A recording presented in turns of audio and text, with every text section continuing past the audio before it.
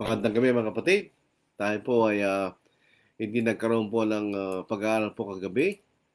Bagamat ako po ay nakahanda dahil nga po sa hindi inaasahang pangyayari po na yung anak ng aking kapatid, si Sister Malay na po ay nagkaroon ng COVID. So kinakailangan mo na namin silang tulungan dahil silang lahat na house quarantine, hindi sila pwedeng lumabas. Kaya nga po, siyempre sila po ay nakasama nila ang aming pamangkin na positive ng COVID. So, binili po na yung mga pangailangan sa loob ng ilang araw na hindi sila makalabas eh. Ako po at saka yung gusto namin kapatid. Kaya hindi na ako nakaabot sa oras. At alam ko hindi na ako makakaabot kaya kinashare ko na po yung pag-aaral kagabi. Pangalawa sa mga balita rin po na si kapatid na June Apata. Siya po ang gospel preacher sa Mambaling Church of Christ sa Cebu City. So, isa pong kapatid, kaibigan, ay nagkaroon rin po ng COVID. At siya rin po ay naka-house quarantine, pero hindi naman po siya malubha. Siya po ay asymptomatic lang. In other words, wala siyang simptomas na ipinakikita, pero siya po ay positive. Yun po dalawang klase ng COVID. Ano po. Alam nyo, yung pong pamangkin ko ay hindi na ospital dahil nakatagpo sila ng isang doktor na marunong gumamot ng COVID. Hindi po ito hindi po yung traditional na ginagawa ng mga ibang doktor. Sila po ay nagkaroon ng particular na paraan ng paggagamot na gumagaling yung mga ginagamot nila sa COVID. At di ka magagasya malaki. Mura lang po yung mga gamot na inumin mo. Yun lang patalastas lang po yun po. Sabi niya magbibigay ng pag-asa sa atin sa panahon ng COVID na ito. May mga tunay na naunawaan nilang mga paggagamot ng COVID. Bagamat di sila pinaniniwalaan ng mainline mga mainline na mga nagmagagamot.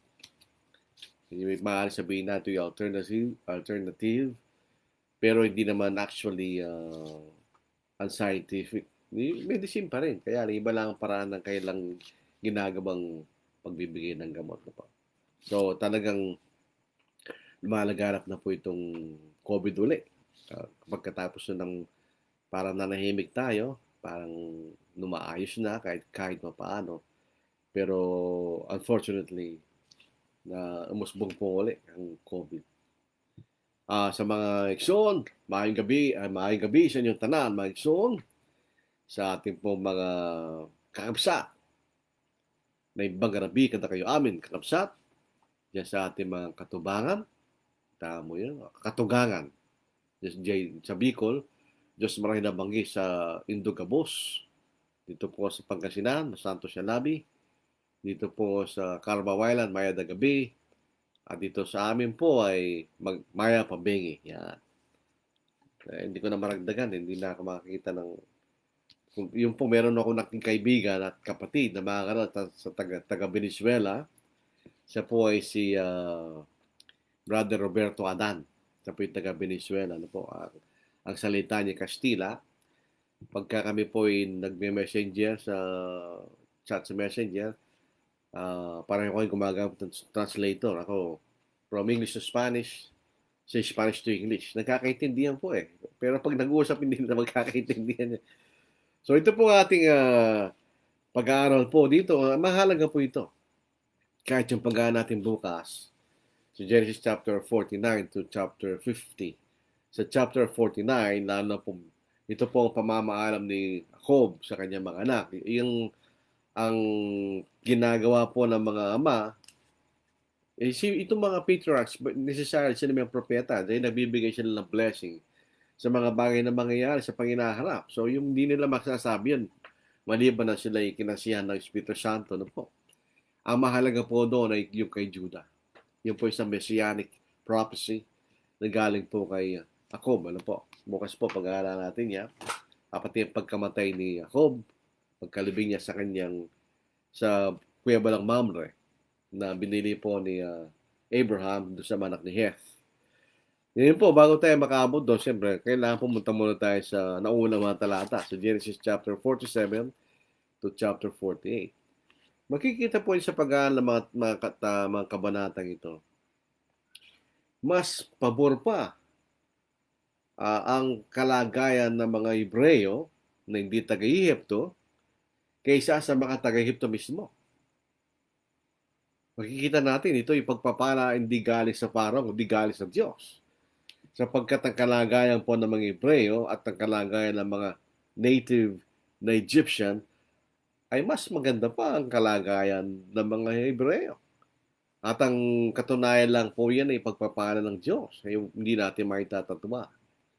Ito po makikita natin kung naalala. Sabi ko nga itong Genesis is foundational dahil ito nagpapakilala sa atin yung mga bagay na mangyayari sa panghinaharap sa buong Biblia. Yung po una pong pangako ng Diyos na sila magiging dakilang bansa at ipinapangako pa. Hindi ito unti-unting tinutupad ng Panginoon. At eventually, sa Exodus, na sila lalabas po sa Egypto patungo sa Canaan, na malapit lang yun dahil nakita na natin ang distansya, 847 kilometers lang po yun. So hindi sila magtatagal, makakaabot sila doon sa lupain ng Canaan. Nagtataka tayo, bakit sila yung nagpaikot-ikot sa loob ng 40 years? Hindi po isasama natin sa ating pag-aaral. Ano po? May suggestion si Brother John Bautista, pupunta tayo sa Exodus. Pero hindi na natin bibigyan ng pansin Numbers, Leviticus. May kukunin lang tayong bahagi doon at pupunta tayo sa Deuteronomy sapagkat mahalaga po yun at maaaring makarating tayo sa Joshua. At matapos po tayo, gagawin po natin yan. Kasi po, makikita natin, kung tayo po ay nag-artificial study, in other words, gumagawa tayo ng sermon, kuha tayo ng mga talata sa Biblia, okay yun, kung naintindihan mo yung mga talata. Pero the best way is to learn the Bible. Pag alam natin ang Biblia, mas madali tayo makapangaral because you know the Bible. Kung ano man ang itatanong sa iyo, dahil kung nalalaman mo ang Biblia, ay masasagot sa pamagitan ng banal na kasulatan. So mahalaga po yun. Mahalaga po yun. Nakikita ko na the more we study the Bible, the more we understand God. Alam nyo, nung pinag-aaralan ko ang aklat ng Isaias, lalo ko nakilala kung sino ang Diyos. Sapagkat yung tatay ko noon, nung buhay pa siya at ako'y maliit, ang sinasabi sa akin, hindi, ang Diyos sa Old Testament kanya at ang Diyos sa Bagong Tipan, hindi sila pareho. Ang Diyos sa Old Testament ay mabagsik kanya. Ang Diyos sa New Testament ay hindi mabagsik. Pareho lang sila. Ang Diyos sa Old Testament ay makikita mo ang Diyos na mapagpahinuhod at may pagmamahal sa kanyang bayan. Sa gitna ng kanilang pagkakamali at pagiging matigas ang kalooban labang sa Diyos. Ganon din sa Bagong Tipan. So ito po ating tuloy na po tayo. Ngayon nakarating sila sa lupain ng Canaan, ay sa lupain ng Egypto. Ang makikita po natin, ang binigay na lugar sa kanila ay nasa tinatawag ng mouth of Nile River. Ano po ba yung sabi ng mouth of a river? Di ba ang bibig ay malapad? Ang ilog, maglalakbay siya mula sa pinanggagalingan niya, diretso lang yan. Umisa meron mga sanga-sanga, pero diretso lang yan. Pagdating niya sa mouth, bigla siya lalapad doon patungo sa dagat. So, yung lugar na yon, yung mouth of Nile River, yun ang Goshen. So, yun ay matabang lugar. Yan ang pinakamabuti at pinakamataba sa lupain ng Egypto. Ibinigay yun sa kanila ng Pharaoh. At dito rin po natin makikita, lesson po ito sa atin.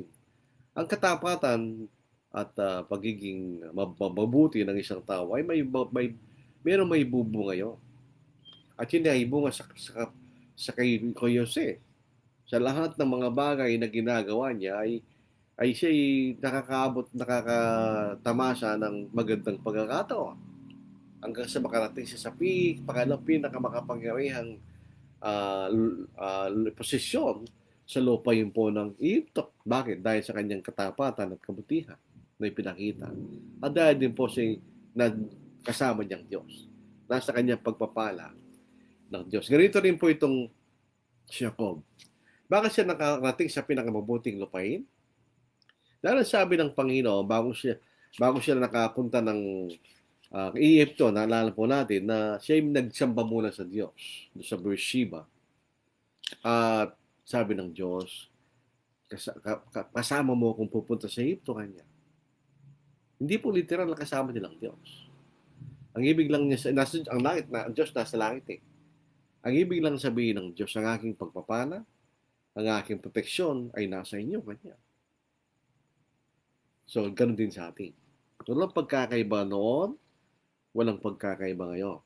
Kung may proteksyon at pagpapalang Diyos noon, ganun din ngayon sa kanyang mga anak.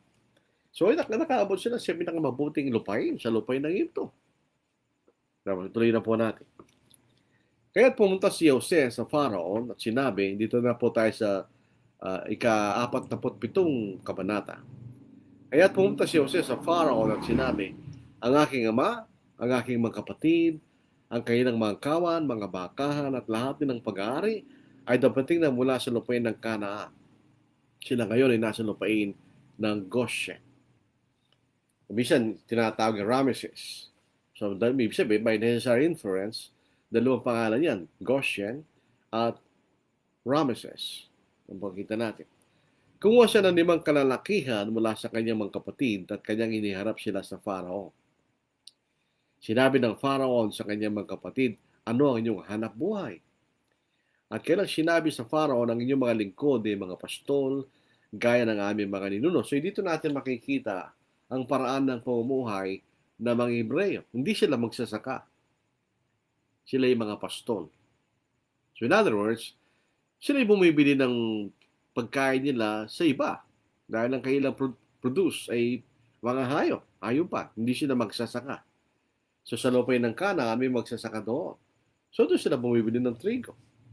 Nagkaroon ng famine sa loob ng lupain ng Kanaan, so wala sila makakain, pati kailang mga hayop. So pumunta sila sa na-discover ng lupain ng Ehipto. Ngayon, doon na sila. Kailan sinabi sa Pharaoh, pumarito kami upang manirahan bilang dayuhan sa lupain. Yun ang sabi ng Diyos kay Abraham. Sila magiging dayuhan sa isang bayan ng di kanila. Ito lang mas nakikita natin.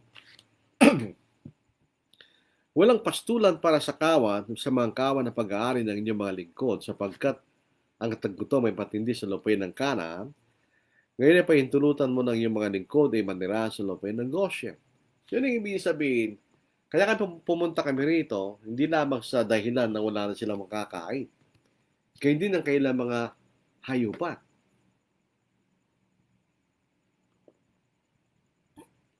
Wala na rin silang makakain. Kaya sila ay pumunta sa lupain ng Egypto at sa lupain ng Goshen. Ang Goshen po ay nasa northern part of Egypt. Northern Egypt. Nandun po sa mouth of the Nile River. So, yun ay matapang lugar. Kasi doon dinadala ng Nile River ang lahat ng dinadala niya mula sa pinanggalingan niya, matabang lupain na bumabagsak doon. So, yun ang pinaka matabang bahagi ng ilog. The mouth of the river. Pag malaki, lalong malaki ang ilog. Sa 5 talata, pagkatapos sinabi ng Pharaoh kay Jose, ang iyong ama at ang iyong mga kapatid ay pumarito sa iyo. Ang lupain ng Egypto ay nasa harapan ninyo. Harapan mo, patirahin mo ang iyong ama at ang iyong mga kapatid sa pinakamabuti sa lupain. Patirahin mo sila sa lupain ng Goshen. At kung may alam ka sa kanilang may kakayahan, gawin mo silang mga tagapamahala ng aking mga hayop. Tandaan natin, walang pastol sa lupain ng Egypto dahil ito'y tinuturo na kasuklam-suklam. So, ibig sabihin, iniwalay sila. Hindi sila pinabayaan tumira kahit isang bahagi ng Egypto sapagkat sila yung mga pastol at ito'y kasuklam-suklam sa mga taga-Egypt. Kaya iniwalay sila sa lupain ng Goshen. So, naging lugar nila yun. Sa lupain ng tinatag na Goshen. Ano po? Kasi nga, pastol sila eh. Sa 7 hanggang 10, pagkatapos sinabi ni Pharaoh kay Jose, ang iyong ama, tika muna, kay verse 7 na pala tayo. Kaya sinama ni Jose si Jacob na kanyang ama at pinatayo niya sa harapan ng Pharaoh at binasbasan ni Jacob ang Pharaoh. Isipin po ninyo ang sitwasyon na ito. Imagine natin. Si Jacob ay di hari.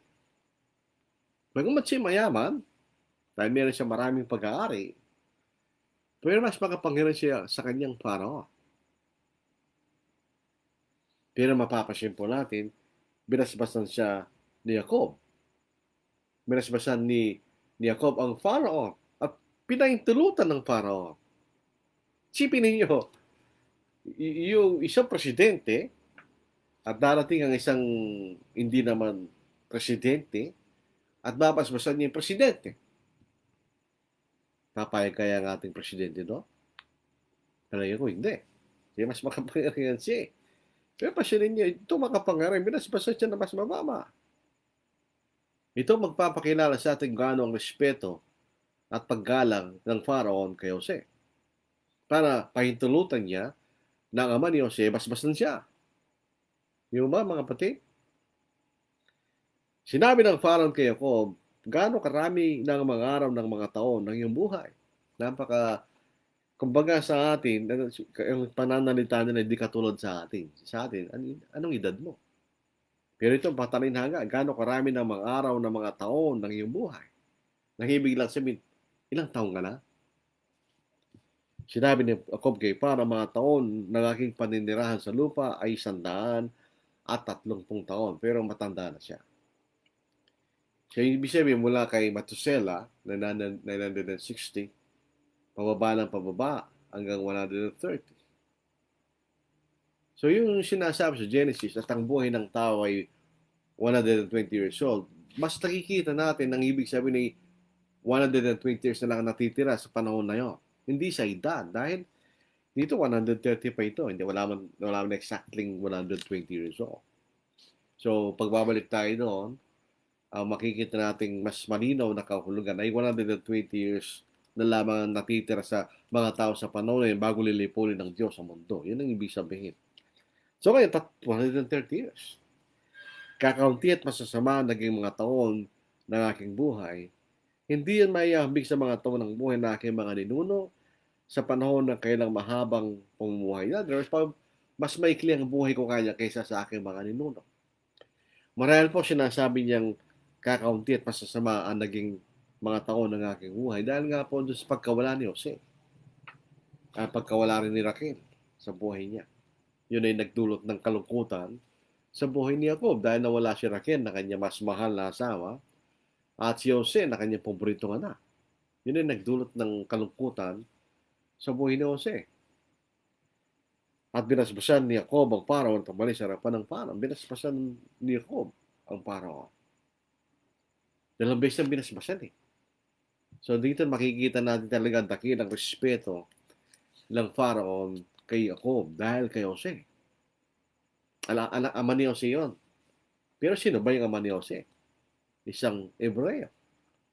At kasuklam-suklam, nakita natin na pumunta nagkumain ng ang mga kapatid ni Jose, nakasabay si Jose, nakabukod sila.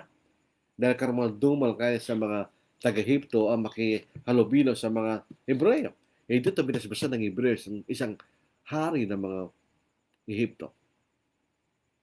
So nakita nyo, sinira lahat ni Jose ang mga nakagisnang palatuntunan sa lupain ng Ehipto. Bakit? Sapagkat ang Diyos ay kasama nila.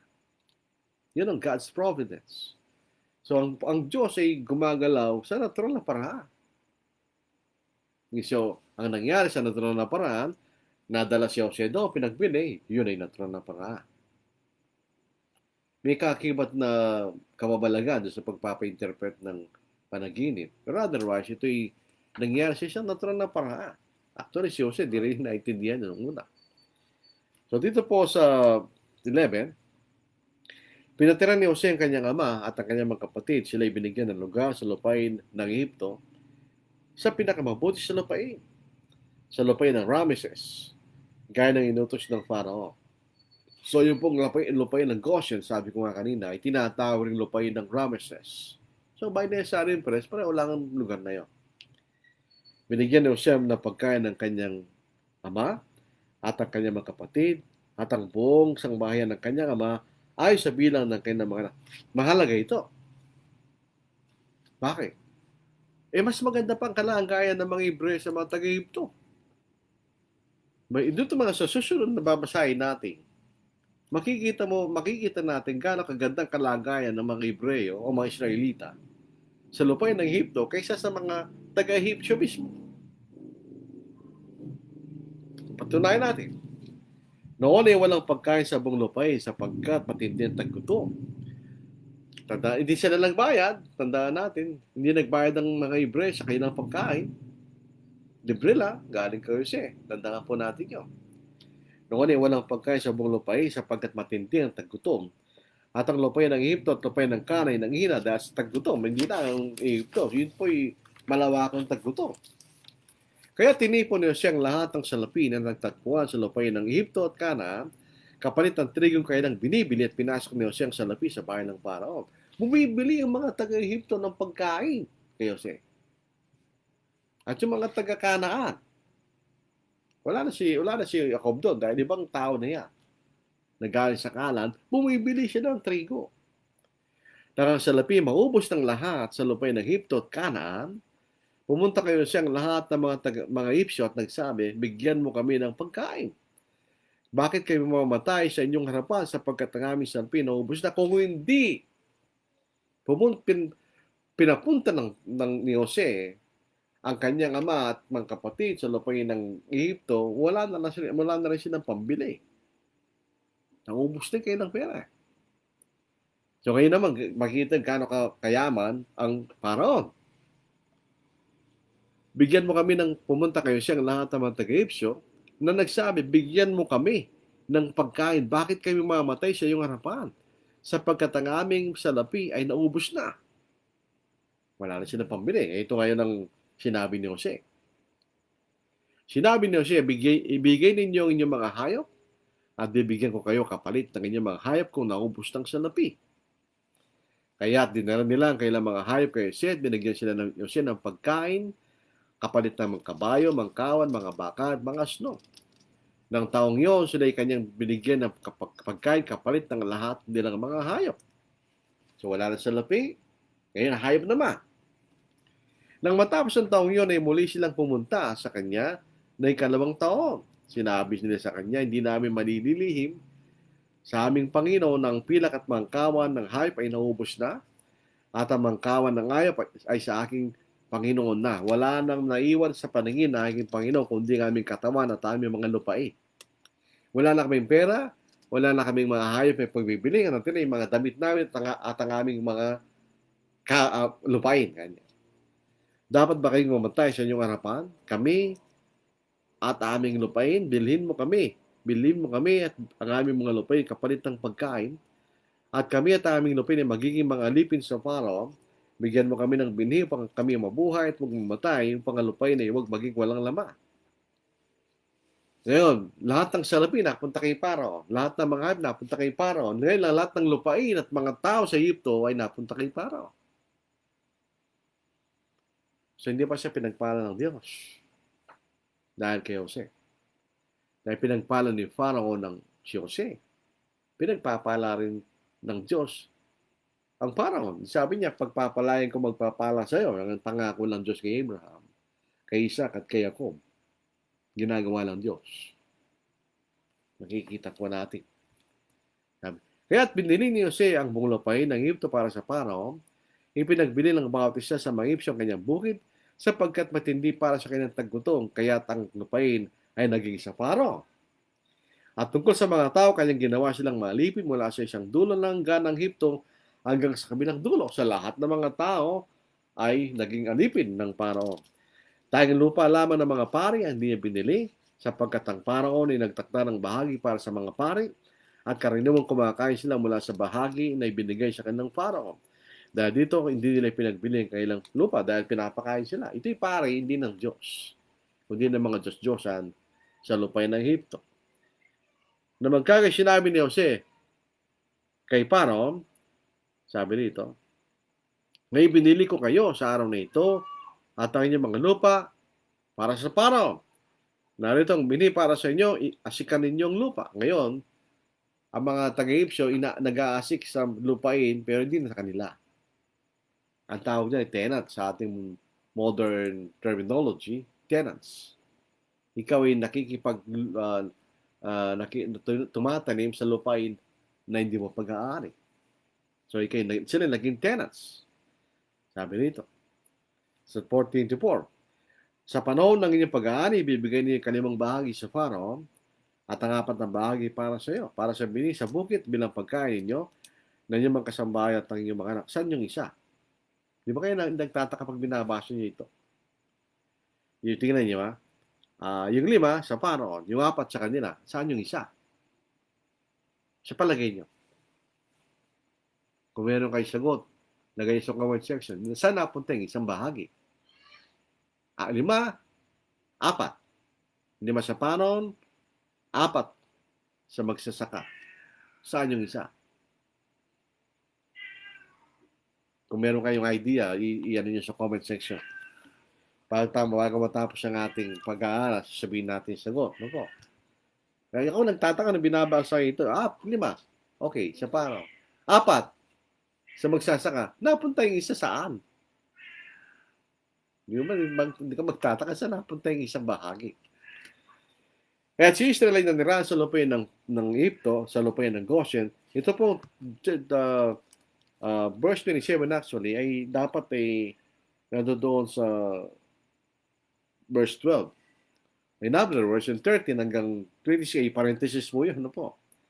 Sa 27, pinakikita lang ng Diyos, kaya parenthesis ang tawag ko doon, pinakikita ng Diyos sa atin, ang aking bayan na nasa dayuhan sa ibang lupain ay mas mabuti pang kalagayan sa mga taong tagalupain ng Egypto kanya.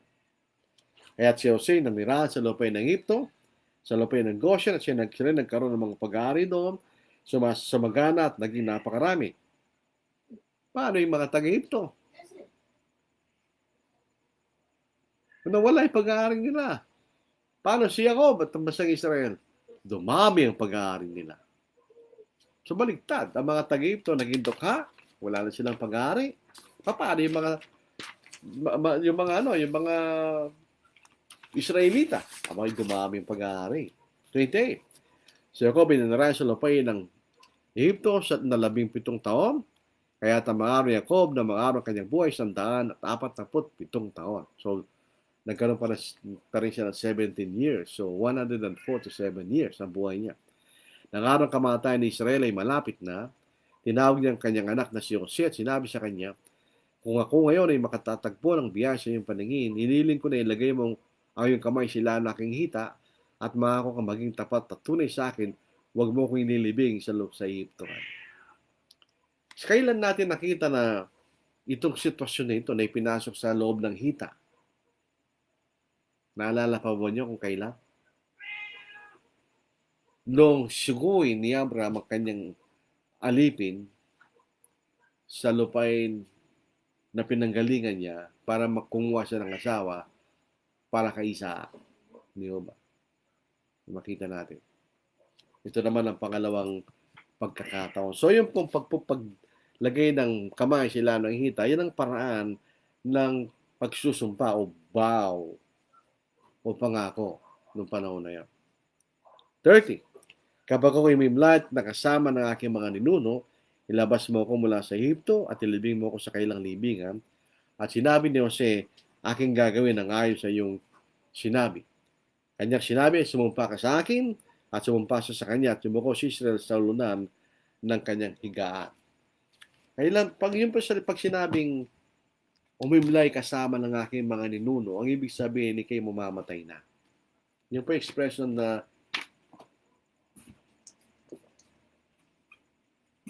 malibit natin makita sa Old Testament. Na ibig sabihin ni kayo mamamatay na. So, Genesis 48. Pagka tayo po ay nakikipag-usap sa mga taong naniniwala na sa panahon na ito ay kailangan tayo maging kapo, ito'y mahalagang kabanata.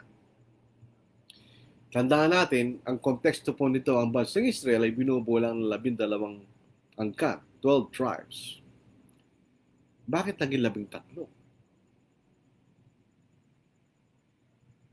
Naging 13 Basahin nyo. Tingnan nyo, bilangin nyo isa-isa.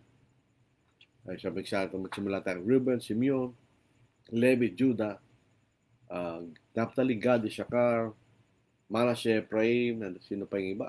13 eh. Bakit laging may 3? Dahil sa kabanatang ito, makikita natin. Pagkatapos ng mga bagay na sinabi ko Jose, ang iyong ama ay may sakit. Kaya't isinama niya ang kanyang mga dalawang anak, si Manasseh at Ephraim. Sa English, Manasseh and Ephraim. Nagsabihin kay Jacob, narito, pinuntang ka ng iyong anak mong si Jose. Siya nagpalakas at tumupo sa higa. Ibig sabihin, mahina na talaga siya. Teka muna mga kapatid.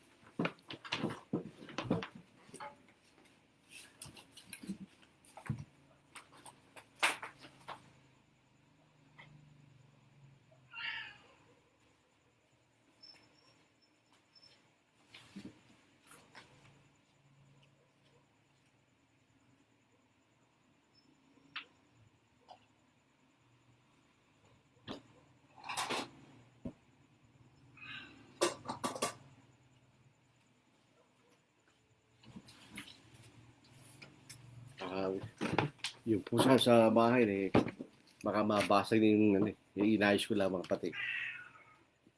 So makikita natin, naging 13 sila. Dahil mababasa natin po dito sa talatang ito, kabanatang ito, naging 2 tribo si Jose. So Genesis chapter 49, makikita natin, si Reuben, bagamat siya yung panganay, hindi na siya panganay. Ang nakita natin, naging panganay rito ay si Jose dahil naging 2 bahagi ang kanyang mana sa kanyang ama. Pagkatapos ng mga bagay na ito, sinabi ko Jose, ang iyong amay may sakit. Kaya sinama niya ang kanyang 2 anak, si Manasseh at Ephraim. Nang sabihin kay Jacob, narito, pinuntang ka ng anak mong si Jose. Siya nagpalakas at tumupo sa higaan. Mahina na siya, pero darating siya, tumupo siya. Kumuha siya ng lakas niya para makaupo. Sinabi ng Jacob kay Jose, ang Diyos na makapangyarihan sa lahat ay nagpakita sa akin sa Luz, sa lupain ng Kanaan, at binasbasan ako. Ngayon, mga kapatid, ano ang lugar ng Luz? Yan ay naging Bethel. Ano po? Pero talagang pangalan niya Luz. Tapos naging Bethel. Doon kumuha ng dambana roon.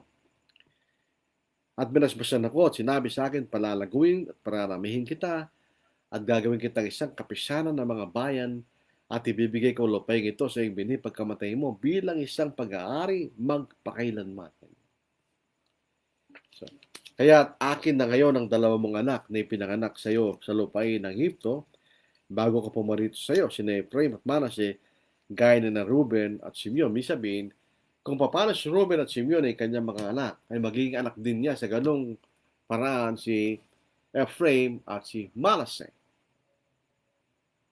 Ito kaya 12 yan. Nadagdagan ng isa dahil naging 2 si Jose. So, naging 13. Yun. Naging 3, mga kapatid. Naging 3. Ika-6, ang iyong mga anak na ipinanganak pagkaraan nila ay magiging iyo. Sila ay tatawagin sa kailang mana ay sa pangalan ng kailang mga kapatid. Sapagkat na ako'y dumating sa Padan, si Raquel ay namatay sa lupain ng Kanaan, sa daan ng malapit ng makarating si Ephrata at ililibing ko siya roon sa daan na Ephrata naging siya ring Bethlehem. Ngayon po ay yun po ay naging bahagi sa mana ni Judah sapagkat ang Bethlehem ay nasa lupain ng Judah. Kaya nga po si David, yun ang kanyang bayan. Doon na yung bayan ng ating Panginoon sapagkat si Jose na kanyang ama ay pinanganak sa Bethlehem. Kaya nagkaroon po ng pagtatala sa Lucas chapter 2. Sila ay pumunta sa lupain ng Bethlehem. Dahil nga po sa yun ay doon ay pinanak si Jose. Nang nakita ni Israel ang mga anak ni Jose, ay sinabi niya, sino-sino ang mga ito? Sinabi ni Jose sa kanyang ama, sila ay aking mga anak na ibinigay ng Diyos sa akin dito. Kahit sinabi, dalhin mo sila sa akin at sila ay aking babasbasa. Ang mga mata ni Israel ay malabo na dahil sa katandaan at hindi na siya makakita, kaya't inagkas sila at niyakap. Siyempre, yun ay kanyang mga apo. At apo pa niya sa kanyang pinaka-paboritong anak. Siyempre, paborito rin niya yung 2 dahil Ito yung mga anak ng kanyang paboritong anak. Sinabi ni Israel kay Jose, hindi ko akalain makikita ko po ang iyong mukha. At ngayon ay ipinakita rin sa akin ng Diyos ang iyong binhi. Ito pong talatang ito ay nagpapakita ng dakilang kagalakan. Bagamat hindi po siya dati nararamdaman sa text. Pero reading between the lines, ito po isang malaking kagalakan para kay Jacob. Hindi lamang na nalaman niya ng kanyang anak na si Jose ay buhay pa. Ngunit lalo pang nakita niya ang kanyang mga anak. Yun ay isa naging dakilang kagalakan kay Jacob. Siyempre, nakita pa niya ang mga apo niya kay Jose na kanyang paboritong anak. Verse 12, sila'y inalis ni Jose mula sa kanyang tuhod at tiniyuko ang kanyang mukha sa lupa. Sila'y inalis ni Jose mula sa kanyang mga tuhod at tiniyuko sa kanyang mukha sa lupa. Kapwa siya na dinala ni Jose, si Ephraim sa kanyang kanang kamay patungo sa kaliwang panig ni Israel, at si Manasseh sa kanyang kaliwang kamay patungo sa kanang panig ni Israel, at kanyang nilapit sila sa kanya. Kanyang binasbasan si Jose at sinabi, ang Diyos na sa harapan niya ay lumakad, ang aking mga ninuno na sina Abraham at Isaac. Ang Diyos ay naging pastol kung simula na ako'y pinanganak hanggang sa araw na ito. Ang ngayon na tubo sa akin, sa bawat kasamaan na ipagpalain niya ang mga batang ito. At tawagin nawa sila sa aking pangalan at sa pangalan aking mga magulang na sina Abraham at Isaac, at nawa'y dumami sila sa ibabaw ng lupa. So ito yung pagbabasbas na binigay sa mga anak ni Jose na makikita natin.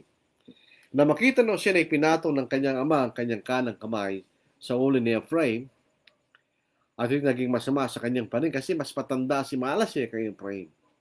Pero baliktad, nasa kanang kamay ni Jacob si Ephraim at nasa kaliwang kamay ni Jacob si Manasseh. Baliktad po yun. Dapat nasa kanang kamay yung panganay at nasa kaliwa yung bunso. Pero baliktad. Kaya hindi ito minabuti ni Jose. Kaya na makita ni Jose na ipinatong ng kanyang amang kanyang kanang kamay sa ulo ni Ephraim, ito yung naging masama sa kanyang paningin. Kaya tinawakan niya ang kamay ng kanyang ama upang ilipat mula sa ulo ni Ephraim patungo sa ulo ni Manasseh. At sinabi ni Jose sa kanyang ama, hindi ganyan naman ko. Yamang isang ito ang pangalan, ipatong mo yung kanang kamay sa kanyang ulo. Siyempre, yun nga po ang panganay. Subalit tamangging kanyang ama, nalalaman ko. Hindi natin alam ang dahilan. Bakit gano'n ang sitwasyon? Siya man ay maging isang bayan, at siya man ay maging dakila, subalit ang kanyang kapatid na mas bata ay magigit na dakila kaysa sa kanya, at ang kanyang bini magiging napakaraming mga bansa. So yun ang dahilan siguro ni Jose, pero bakit gano'n? Yung panganay ay nasa kaliwa at yung bunso ay nasa kanan. Kaya nagtataka si Jose. Pinaliwalag ni Jacob, mas magiging magdakila ang bunso kaysa sa panganay. Saan natin nakita yan? Nakita natin kay Esau at si Jacob. Na yung bansa nanggaling kay Jacob mas dakila kaysa nanggaling kay Esau. At ang lahi ni Esau ay naglingkod sa lahi ni Jacob sa panahon po ni David. Ano po? So, yan ang gano'n dito. Kaya at nagkanyang binasbasan sila ng araw yon at sinasabi sa pamamagitan mo ang Israel magpapala na magsasabi gawing kanawan ng Diyos na gaya ni Ephraim at gaya ni Manasseh. Minsan lang po na ang pangalan ni Jose ay nasama sa lahi ng Israel. Ito sa Apocalypse 6. Ito sa chapter 7 daw nagkakamali. Doon nakalagay yung pangalan ni Jose. Tingnan po natin. Po. Pero otherwise, palagi Ephraim at Manasseh. Para lang ma-illustrate lang po natin. Po. Tingnan nyo. Dito po sa Revelation 7, verse 4. And I heard the number of those who were sealed, 144,000 of all the tribes of the children of Israel were sealed. The tribe of Judah, 12,000 were sealed. Of the tribe of Reuben, 12,000 were sealed. Of the tribe of Gad, 12,000 were sealed. Of the tribe of Asher, 12,000 were sealed. Of the tribe of Naphtali, 12,000 were sealed. Of the tribe of Manasseh, 12,000 were sealed. Of the tribe of Simeon, 12,000 were sealed. Of the tribe of Levi, 12,000 were sealed. Of the tribe of Issachar, 12,000 were sealed. Of the tribe of Zebulun, 12,000 were sealed. Of the tribe of Joseph, 12,000 were sealed. Of the tribe of Benjamin, 12,000 were sealed. Saan si Ephraim? Doon lang makikita natin na siyang pangalan Jose ay nandoon sa mga lahi ng Israel, but otherwise, wala siya. Siya naging Ephraim at Manasseh. Naging half tribes, yung dalawa. Si Jose ang talagang tribo, pero nahati siya sa dalawa. Ephraim at Manasseh, pero yung mana ng dalawa ay katumbas lang ng mana ng ibang mga kapatid ni Jose, kay na anak ni Jacob. Ano po? So makikita natin, binasbasan ni Jose ang mga apo. Bakit mahalaga ito sa atin? Dahil nga pagdating natin sa Numbers, mag-aaralan po natin ito bilang may kaugnay sa ating pag-aaral. Walang manang lupain ng Levi. Wala silang manang lupain. Verse 21, at sinabi ni Israel kay Jose, ako'y malapit na mamatay, ngunit ang Diyos ay lagi niyong kasama at ibabalik kayong muli sa lupain ng inyong mga ninuno. Ibig sabihin, kahit mamamatay na ako kanya, huwag ka mag-alala, Jose, kanya.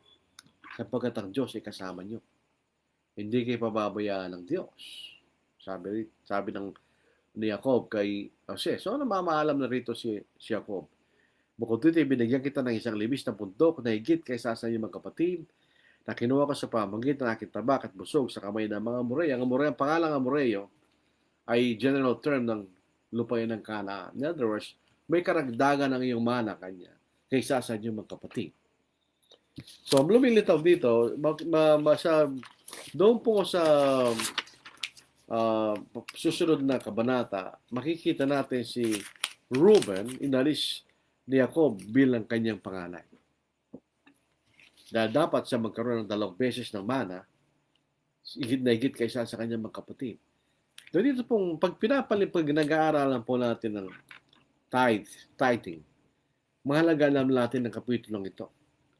Dahil naging 13 ang tribo ng Israel, imbes na 12 lang. Alam niyo, may parallel din yan sa Bagong Tipan, sa palong paraan. Hindi ko alam ba't gano'n, nagkataon lang ba o gano'n talaga. Di ba mayroon 12 apostol? Nagpakamatay si Judas Iscariote, pinalitan ni Matthias. Sino bang 12 ulit? Baka siya nalaging 13. Dinagdag si Apostle Paul. So, 13 tribo ng Israel, 13 apostol ng ating Panginoon. Ay talagang niya, si Barnabas sinagod na apostol, oo. Pero hindi siya apostol ng ating Panginoon. Ang aking pagkaunawa, si apostol sinugos ng Espiritu Santo kasama ni Jose, ni Saul, o ni Pablo sa isang partikular na gawain. Sila ay maglilibot at mangalang ebanghelyo. Hindi ang ating panagsugos siya, kundi ang Espiritu Santo. Ang ibig sabihin ng apostle ay sinugo. So technically, kung ikay sinugo, ikay isang apostol. Kung ikay sinugo na iglesia, hindi ka apostol ng ating Panginoon. Dahil hindi ka naman sinugo ng ating Panginoon. Dito po sa Numbers, chapter 18. Nung makapasok po sa lupain ng Kanaan, ang bansang Israel, pinagati-atian nilang lupain sa 12 tribo. Ang isa ay wala. Ang isang tribo ay walang manang lupain. Bakit? Dito sa Numbers, chapter 18. Ito po ang pinakamagandang kabanata na nagpapakilala sa atin bakit ipinag-utos ng Diyos ang ikapo sa bansang Israel. Ang tithing ay tax. Yun po ay parang tax sa Diyos na ipinag-utos sa bansang Israel. Sa Numbers chapter 18, nagsimula tayo sa verse 20 hanggang dito po sa verse 24. Ano po? Magsimula po tayo rito sa 20. Then the Lord said to Aaron, You shall have no inheritance in their land, nor shall you have any portion among them. I am your portion and your inheritance among the children of Israel. Behold, I have given the children of Levi all the tithes in Israel as an inheritance in return for the work which they perform, the work of the tabernacle of meeting. Bakit wala silang lupain? Sapagkat hindi sila pwedeng lumayo doon sa tabernakulo ng kapisanan. Na nandoon ang paglilingkod ng mga Levites at ng mga saserdote. Ang mga saserdote ay galing kay Aaron. Dati apat ang anak ni Aaron, dapat namatay yung dalawa, si Nadab at si Abihu. O Nadab at Abihu. Pero mayroon pang ibang anak si Levi, maliban kay Aaron, maliban kay Moses. So ibang mga anak ni Levi, hindi sila mga saserdote, kung tawag nilang Levites. Sila'y katulong ng mga saserdote. Pero wala silang karapatang mag-aahid. Yun ay binigay lamang sa mga saserdote, ang mga pari or priest. Sapagkat ang ibig sabihin ng priest ay one who offers. Yun ay priest. So dahil wala silang, dahil ang trabaho nila ay gawain ay malapit sa tabernakulo ng kapisanan, kung sila bibigyan ng lupain, malayo doon sa lupain ng kapisanan o tabernacle of meeting, ay hindi maganda. Kaya sila palaging malapit sa tabernakulo ng kapisanan. Kaya hindi po siya nagkaroon ng lupain. Hereafter, the children of Israel shall not come near the tabernacle of meeting lest they burst sin and die. Sino lang pwede pumunta ron? But the Levites shall perform the work of the tabernacle of meeting, and they shall bear their iniquity. It shall be a statute forever throughout your generations, that among the children of Israel they shall have no inheritance. Paliwanag natin itong a covenant statute forever throughout your generation. Forever, for as long as the nation of Israel exists. Ito po yung forever kung as long as andyan ang bansang Israel. Pag nawala na ang bansang Israel, wala na rin batas na yun. Sapagkat yung batas para sa bansang Israel. Tandaan po natin yun. Sabi rito, but the Levites shall perform the work of the tabernacle of meeting, and they shall bear their iniquity. It shall be a statute forever throughout your generations.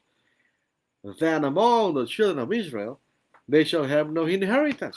Wala silang manang lupain. For the tithes of the children of Israel, which they offer as a heap offering to the Lord, I have given to the Levites as an inheritance. Therefore I have said to them, among the children of Israel, they shall have no inheritance. So wala silang lupain na may bibigay sa kanila. Dahil 12 yan, tapos naging 13. Yung Levites, wala silang lupain. Kung titignan yung mapa ng Israel sa panahon na sila nakapasok sa lupain ng Canaan, walang lupain ng mga Levites. Pasinin nyo. Meron siya na Ephraim, meron si Manasseh, etc. Pero walang lupain para kay Levi. Wala tayong makikita. Bakit? Wala talaga silang lupain. Ang pinakamanang ibinigay siyang ng Diyos ay yung ikapo na ibinibigay ng bansang Israel. So yun napakagandang ipaliwanag kasi yung mga nag-uutos na ikapo, hindi man nila alam ang dahilan bakit may ikapo. Wala naman. Wala silang dahilan. Bisa na pa akong narinig. Yun po ay katulad sa Romans 13 po. Yun po itak sa mga pastor kanina. Saan natin babasa sa Biblia? Wala naman. Ito po ay isang ang pag-ikapo po ay isang kabayaran sa paglilingkod nila sa tabernakulo ng kapisanan. Yun po makikita natin doon. So, dito makikita natin ang dahilan bakit pinag-utos yung kapo sa bansang Israel. Dahil yun ay kabayaran sa paglilingkod ng mga Levites, yun ang pinakamanas sa mga Levites sapagkat wala silang manang lupain dahil sa kailang paglilingkod sa tabernakulo ng kapisanan o the tabernacle of meeting. So po, ito hindi pa napakadaling ipaliwanag pag alam natin ito. Naging 13 yan at si Levi walang lupain. Na si Ephraim Manasseh naging dalawang tribo imbes na isa. Kaya yun ang ibinigay na pinakamana sa kanila. So wala silang manang lupain. Yun ang kailang pinakamana. Ngayon, bakit nila pinag-utos yung kapo? Hindi naman utos yun sa atin. Yan ay utos sa bansang Israel. Tingnan nyo sa Leviticus chapter 27, makikita nyo ito'y utos hindi sa atin, bansang Israel. Bakit kaya pinag-utos na naman denominasyon, ano? Pagka hindi ka nagikapo, mawawala yung biyaya mo kaya. Hindi man nila sasabihin na hindi ka maliligtas eh. Maya-maya, mamawala lang daw biyaya mo kanila eh. Ano kayang gusto nila sabihin, yung kaligtasan mo, hindi biyaya? Dito po sa Leviticus chapter 27, dito po sa verse 30. And all the tithe of the land, whether of the seed of the land, or of the fruit of the tree, it is the Lord's. It is holy to the Lord. If a man wants at all to redeem any of his tithes, he shall add 1/5 to it.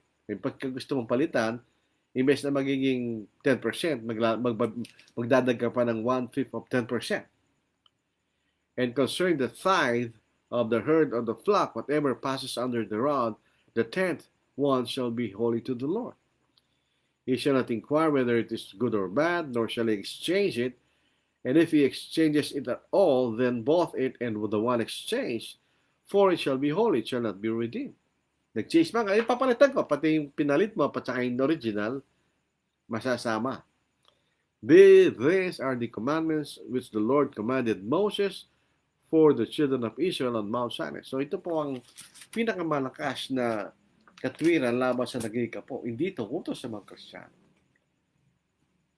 Sinasabi, lagi kong tinatanong, sa mga babasa sa bagong tipan na ipinagutos sa mga Kristiyano bigyan ng kapo. Wala.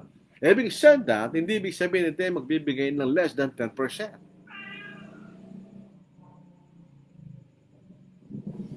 Tandaan niyo yun. Kailangan magbigay ka ayon sa giniginhawa. It may be more than 10%. Kasi tayo, wala tayong malaki percentage na binibigay sa atin ng Diyos sa bagong tipan para sabihin, gusto ko ibigay, yun nabibigay ko. Wrong.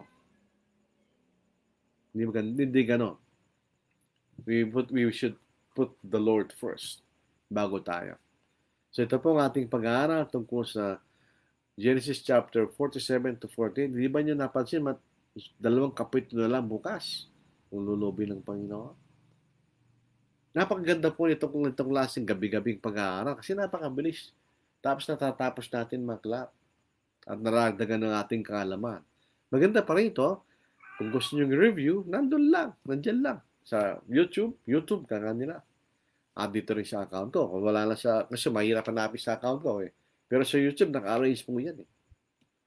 Halimbawa, the book of Genesis, meron pong isang yan. Naka-arrange the book of Genesis. The book of Revelation, the book of Romans, the book of Acts, the book of Isaiah. So, unti-unti, pag-aaralan natin ang Biblia. Maganda po yun. Pinakamagandang paraan para tayo lumago sa pananampalataya ay malaman natin ang kalooban ng Diyos. At pinakamagandang paraan, malaman mong kalooban sa kanyang banal na sulatan. Sapagkat dyan natin makikita ang kalooban ng Diyos. Di ba? So, wala akong nakikita. Ito, meron pong may sagot. May sumagot po dito. Kanya. Baka ito'y kayo. Siya, maganda. Pwede sagot yun. Yung ulang isang bahagi ay kayo siya. Pero paano sila magtatanim kung walang binhi? Sinarbes mo na yung trigo eh. So, paano ngayon sila magtatanim? Yun ang isang bahagi. Naiiwan yun para itanim nila. Kasi pagka inarbes mo lahat at wala kang tira sa binhi, ano pa yung tatanim mo? Di ba kailangan tayo magkaroon ng binhi para magtanim? So, ayun. 5, 4, and 1. 5 sa Pharaoh, sa 4 sa kanila, yung isa yung tatanim nila. Kasi kung inubos niyo yung trigo lahat, kinain nila lahat, saan matitirin tanim? Di ba yun ang sagot doon? Hindi natin naisip yun. Ito yung exercise sa ating pag-iisip. Kung tatanim ka, kinain mo lahat, saan nagtatanim mo ulit? So, 5-4 is a binhi. Kung nagtataka ko lang, binasa ko yun, 5-4. Kulang lang isa eh. Oo nga, kulang lang siya, 5'4". Kulang lang siya. Saan napunta yung isa? Nag-magic ka. Hindi, magtatanim sila eh. So they have to, maglagay sila lang sa bahagi sa binhi. Ako po, lumaki ako sa lugar na nagtatanim sila ng tubo, sugarcane. Kapag ka nakatanim po yan, noon, bata kami, tinatagpas namin yung nakatayo. Pag nahuli ka na magsasaka, hahabuli ka ng palo, ha. So, tatagpas na, kakainin namin yan. Sarap yung sugarcane. Alam po nyo, nung unang panahon, hindi naman katulad sa panahon ngayon, mga bata, ang daming kinakain. Nung panahon na yun, wala kang makain eh.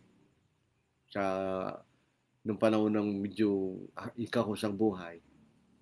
Ang ginagawa ng mga bata, kung ano makita nilang natural na pagkain. Makita ka ng santol, kuha ka ng santol. Kung makikita ka ng bayabas, kuha ka ng bayabas. Makita kami ng tubo na nakatayo, nakatanim, ibabaklihin na yan, sabay takbo eh. Pag nandun na magsasakat, meron siya nakita gumagalaw na puno ng puno ng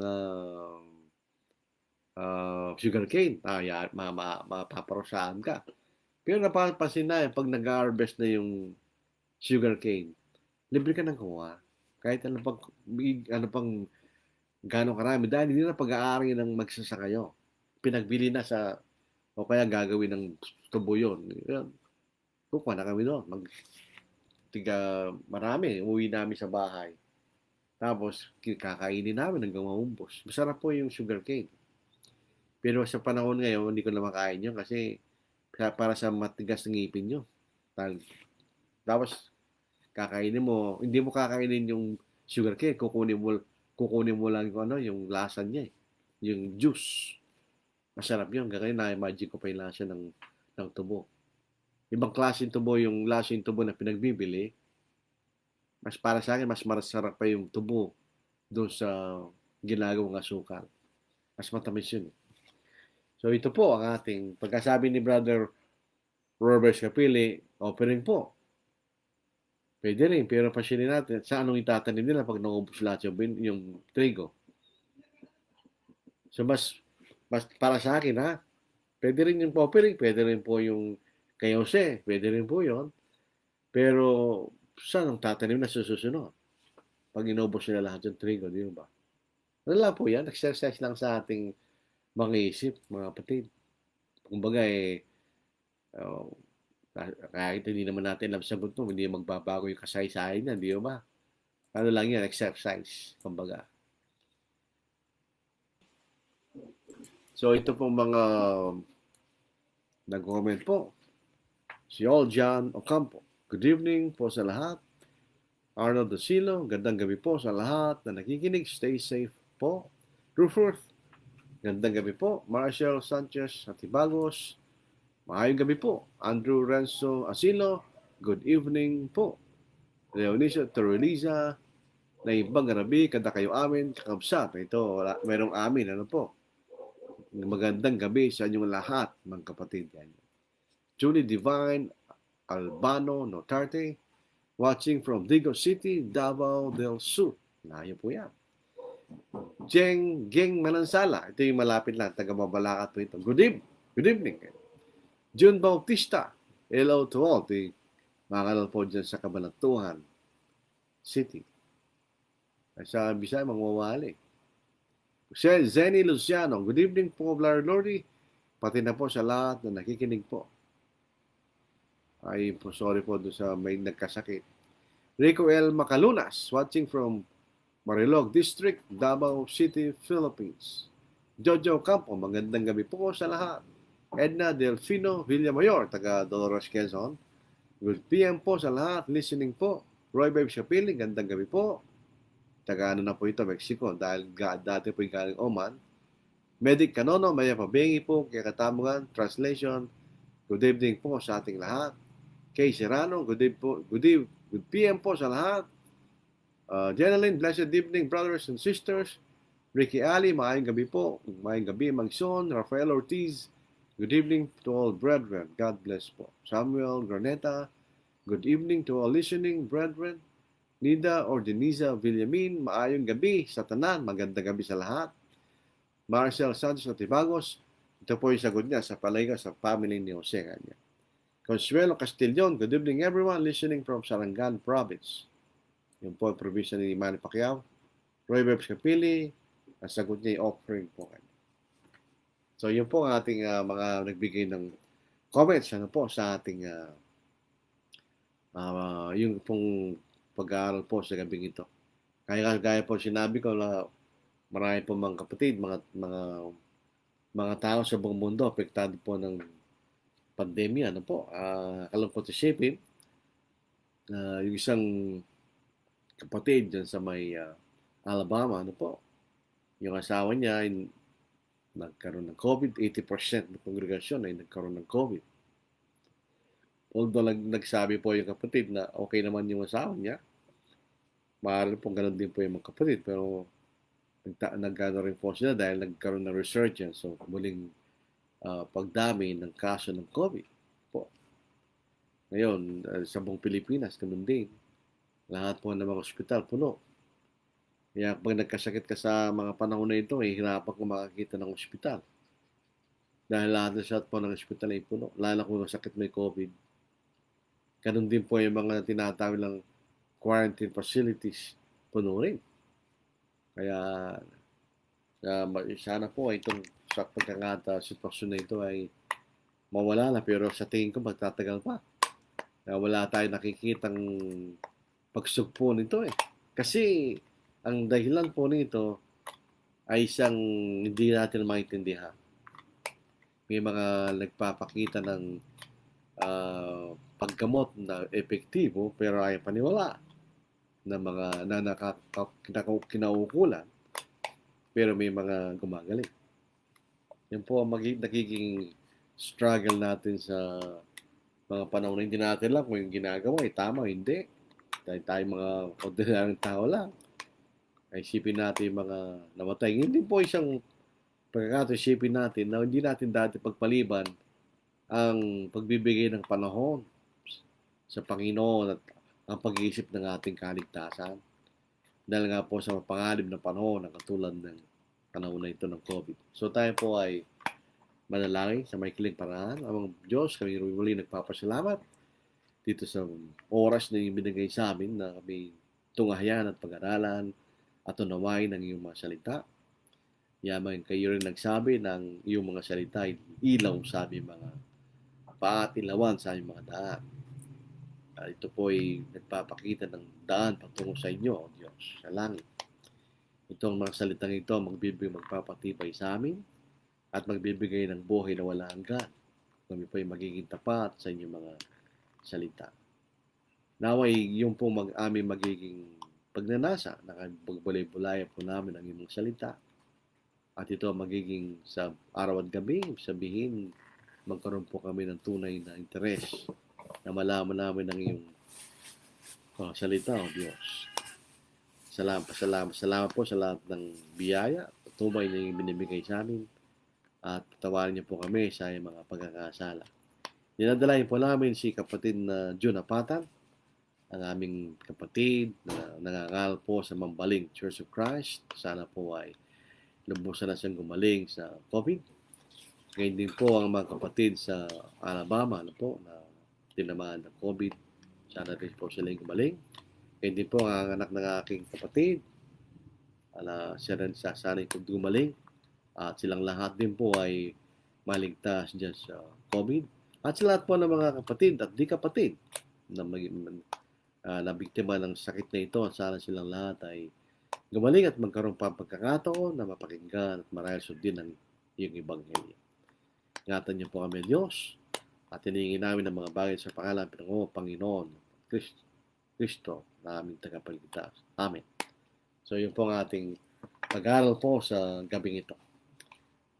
Naka-enjoy po ito kung tutusin sa akin, parang review po ito sa inyo rin na maraming pag-aralan na aklat ng Genesis.